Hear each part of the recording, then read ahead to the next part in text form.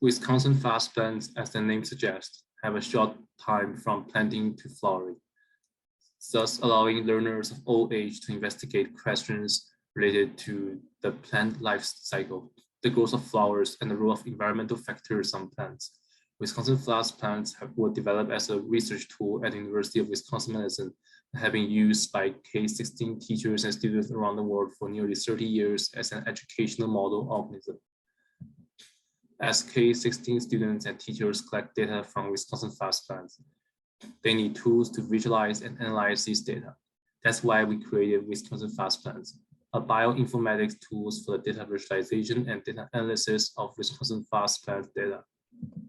Users can upload their own collected data in a spreadsheet file, or they can use the sample toy data in the web app. For example, in this case, the sample toy data has the number of cotyledons for plants on the parent and offspring generation. We want to use this data to understand if there are any selection forces on the number of cotyledons by comparing the number of cotyledons on the parent and the offspring generations. After uploading the data, we can plot it in different ways. For example, here we show the box plot of the number of cotyledons per plant for the two generations, parent and offspring. The users can change the variable to plot the colors, point shapes, transparency, and point size. In addition to the user-friendly web apps, Wisconsin FastStax is open source, so all the code is publicly available on GitHub.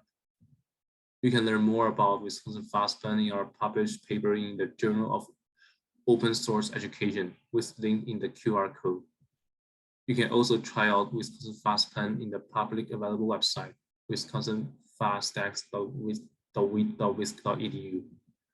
Wisconsin FastStacks was developed by Yolio in the SolisLemus-lab at the Wisconsin Institute of Discovery and the Department of Plant Pathology in the University of Wisconsin-Madison.